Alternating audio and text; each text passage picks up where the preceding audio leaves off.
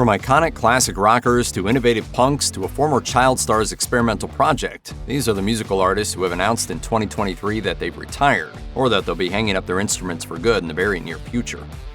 Fleetwood Mac formed in the late 1960s as an electric blues band. In the following decade, after some lineup changes, the band reinvented itself as a soft rock juggernaut, particularly with the additions of vocalist Stevie Nicks and guitarist Lindsey Buckingham. In the 70s and 80s, Fleetwood Mac blew up into one of the biggest bands on earth, thanks especially to their smash hit album Rumors. They went on to release several more albums and eventually became one of the most popular classic rock acts of all time. After their 1998 tour, vocalist Christine McVie bowed out of the band, though she would rejoin in 2014. Sadly, though, in November 2022, McVie suffered a fatal stroke at the age of 79. Fleetwood Mac hadn't played together at that point since 2019, and McVie's death put any speculation about any more band activities to rest. As Stevie Nicks told Vulture, "We really can't go any further with this. There's no reason to." Elton John consistently churned out classic hits throughout the 70s, 80s, and 90s, including Tiny Dancer, Rocket Man, and Candle in the Wind.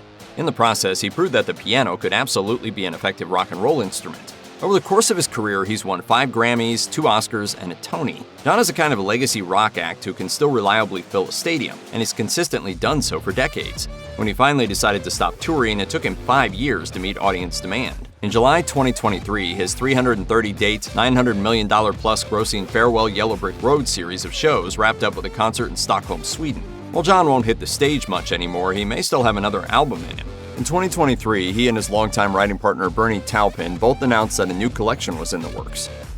With nearly 70 million records sold across their decades-long career in this country alone, Aerosmith trails only the Eagles on the list of most commercially successful American bands of all time. With lead singer Steven Tyler and guitarist Joe Perry leading the way, Aerosmith have consistently endured while never really changing their sound. The Boston band created just as many memorable hits in the 70s as they did in the 80s and 90s. Ladies and gentlemen, I bring you Aerosmith. Following a big tour in 2015 and a Las Vegas residency, Aerosmith told the world in May 2023 that they would be winding down soon.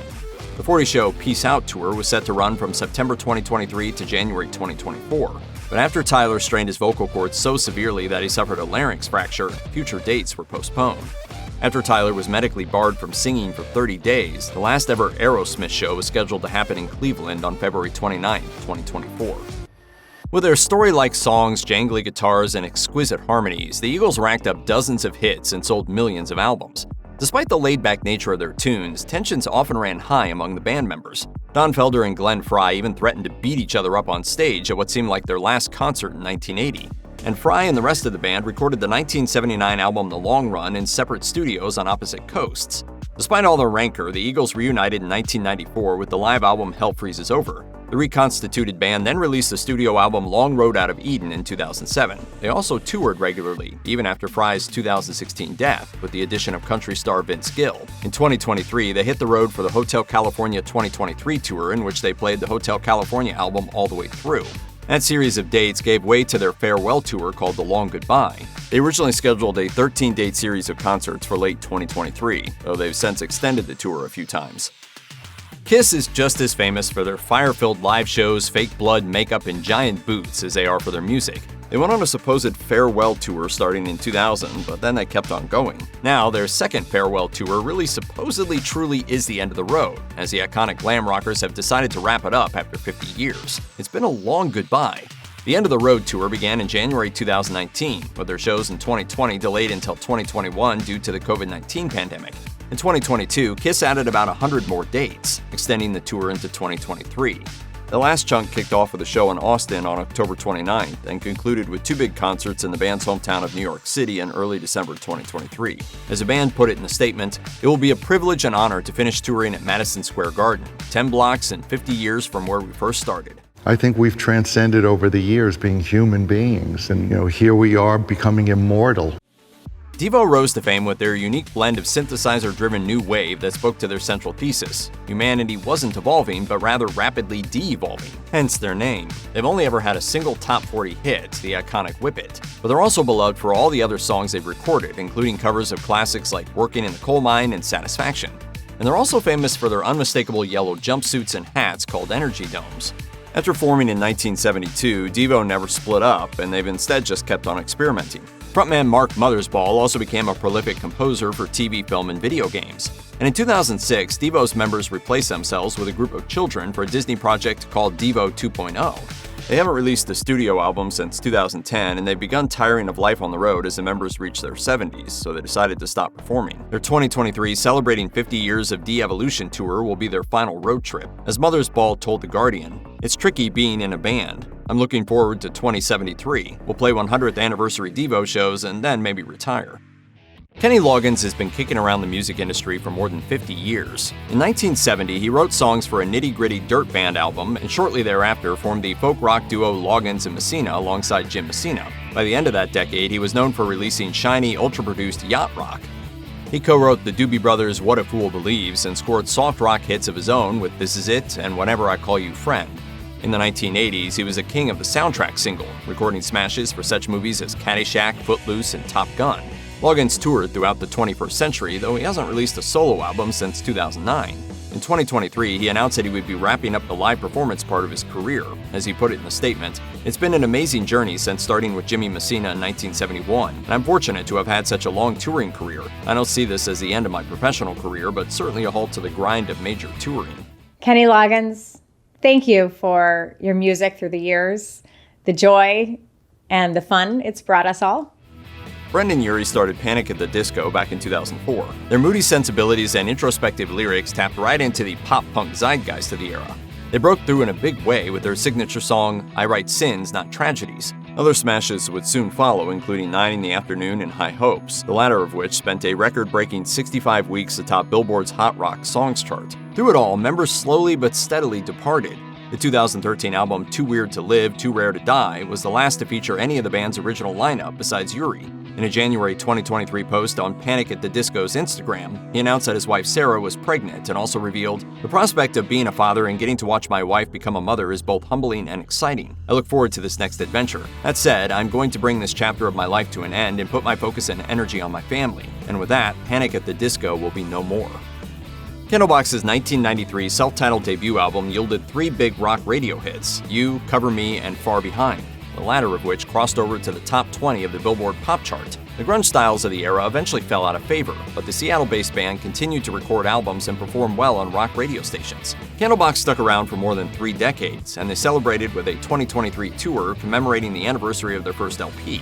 And as it turns out, 31 years is plenty for band founder and frontman Kevin Martin. In 2022, he told Long Island radio station WWSK that he would retire his band after their 2023 tour, although they have added dates into early 2024. As he explained, "I think every kid wants to have that opportunity in a career that lasts decades, and I'm very grateful that it has. But there comes a time where my responsibilities as a husband and a father supersede my responsibilities to the music that I make. And that's kind of where I'm at." I enjoy it, but it's not the love of my life anymore. The Grateful Dead were a hippie rock jam band that kept alive a countercultural spirit to the late 60s. They spawned a subculture and a self-contained economy kept alive by their passionate following of Deadheads. Simply put, they were more than just a band, and even when frontman Jerry Garcia died at age 53 in 1995, the operation was so important to so many people that it just kept on trucking. The other band members continued to play together in various permutations, and after recruiting John Mayer into the fold, they formed Dead & Company. The supergroup would go on to play hundreds of shows over the course of nearly a decade, but it looks like it may finally be coming to an end. In October 2022, Mayer announced on Instagram that Dead & Company's upcoming summer 2023 tour would be its last. Foreigner ruled rock radio in the late 70s and early 80s. Led by the soaring voice of Lou Gramm and the hooky guitar riffs of Mick Jones, they churned out a string of arena anthems like Urgent, Jukebox Hero, and Cold as Ice. They also scaled the pop charts with tender power ballads like Waiting for a Girl Like You and I Want to Know What Love Is. Gramm departed Foreigner for a solo career in 1990. Then he returned in 1992, left again in 2003, and ultimately came back, touring with the band well into the new century and releasing a live album in 2018. After Mick Jones underwent heart surgery in 2012, he declared himself a part-time member of Foreigner. He would still occasionally join his bandmates on stage, health permitting. However, in late 2022, Foreigner announced that they had a final tour planned for 2023. As Jones noted to Billboard, "By the end of our farewell tour, over 50 years will have passed, and that's a long time to be on the road." It's not like the old days you have to. These days, we know, better. Mr. Big's members include technical-minded musicians who had already had some musical success before they came together. Billy Sheehan previously played bass for David Lee Roth, guitarist Paul Gilbert had been in Racer X, and singer Eric Martin had a mid-'80s solo career. Their 1989 self-titled debut sold poorly in the US, but it was a smash hit in Japan. The group enjoyed a few more minor hits and released more than a dozen albums well into the 2010s, many of them just for its fans in Japan. Gilbert left Mr. Big in 1999, and then the whole band split up in 2002, but then reunited in 2009. Then, in 2018, they weathered the death of drummer Pat Torpey. Shortly thereafter, the band took an extended break, which officially became a retirement in March 2023, though they do have tour dates planned into 2024. As Sheehan revealed in a statement, "We wanted to do a proper farewell, and this seems like the right way to do it." Punk rockers NOFX have been operating on the fringes of the rock mainstream since the early 80s. Led by comical frontman Fat Mike, they made records full of short, frenetic songs filled with politics, plenty of humor, and a pop sensibility. After years on the label Epitaph Records, NOFX joined Fat Wreck Chords, co-created by Fat Mike for his own band. It would also later release projects for other major punk acts like Rancid, Against Me, and Descendants. In 2021, NOFX released its 14th studio album, entitled Single Album. Then, in September 2022, Fat Mike revealed that the band would break up in 2023, though they do have tour dates scheduled through much of 2024. As Fat Mike wrote on Instagram, "It's been an amazing run." Sum 41 began when a group of teenagers got together in 1996 and decided to become a NOFX cover band. But before long, they were performing original material, and in 1999, they landed a contract with Island Records. They soon hit it big, topping the alternative rock chart with their signature song Fat Lip, and getting plenty of airplay for subsequent singles like In Too Deep and We're All to Blame. In May 2023, Derek Whibley, the sole founding member left in Sum 41, announced that their upcoming studio album would be their last. That LP was later shelved for a 2024 release. As the band revealed on social media in May 2023, Sum 41 will be disbanding. We will still be finishing all of our current upcoming tour dates this year. Life experience will sort of dictate your sort of view of existence. In 1983, Kix scored a minor hit with their song Body Talk, one of the first notable releases in a movement that would come to be known as hair metal or glam metal. The band members dutifully wore tight pants and teased out their hair as they played catchy, wailing, guitar-driven jams like Girl Money and plaintive power ballads like Don't Close Your Eyes. Alas, hair metal died out as a major commercial force in the early 90s, and Kix split up, though not forever. They reunited with some new members replacing the original ones in the 2000s. They also embarked on regular tours and recorded a couple of new albums. Only in 2023 did they eventually decide to finally and officially close it all down. That May, frontman Steve Whiteman announced during a concert at the M3 Festival in Columbia, Maryland, that their scheduled show for September 17th, featuring a reunion of the classic Kix lineup, would be their last. Alabama-based sibling act The Band Perry formed in 2005, creating a unique blend of both traditional and pop country sounds along with some traces of rock and roll. Their self-titled 2010 debut went platinum in the US, reached number 2 on the country album chart, and generated mega-hit singles If I Die Young, You Lie, and Postcard from Paris. Just after the cycle for that record ended, they released their follow-up Pioneer in 2013, a chart topper that spawned 4 hit singles. But then they went on a long stretch of inactivity. As of 2023, they haven't released a full-length album since Pioneer, or standalone singles since 2019. What was obvious became official on March 27, 2023, as the Perry siblings co-signed a letter on their band's Instagram announcing that the group had split up, at least for the foreseeable future. As they put it, "We wanted to let you know that the 3 of us have decided to take a creative break as a group and each focus on our individual creative pursuits. During this season, we will continue to support each other as artists and family in all we do." I think the genesis of it was really about creating space to live life and make sure that we hadn't left too much on the table for ourselves. Former child actor Bill Mumy is best known for his role as Will Robinson on the original 1960s Lost in Space, as well as a few episodes on the original run of The Twilight Zone. He would only act on occasion since then, as he instead devoted a lot of time to his experimental comedy band, Barnes & Barnes. In 1970, a teenage Mumy teamed up with his childhood friend, multi-instrumentalist Robert Hamer, to make weird and silly music to entertain themselves. Then they decided to release it to the public after they got some airplay on the nationally syndicated comedy music show The Dr. Demento Show. The surreal, low-budget video for their song Fishheads aired on both Saturday Night Live and MTV. It would become their best-known track during their time as a duo, during which they went by the jokey stage names Art Barnes and Artie Barnes. Barnes & Barnes would eventually record several full-length albums. Then, in March 2023, Mumy announced that the band's time was essentially over due to Hamer's passing. As he wrote on Facebook, "Sometimes there was dissonance and silence, and sometimes we made a mighty raucous roar together. I will miss making that unique Barnes music very much." Anti-Flag never sold the most records, and that was partly by design. Formed in Pittsburgh in 1988, they were a loud, aggressive punk band that sat on the far left of the political spectrum, as their songs called out corrupt governments, police brutality, and economic oppression.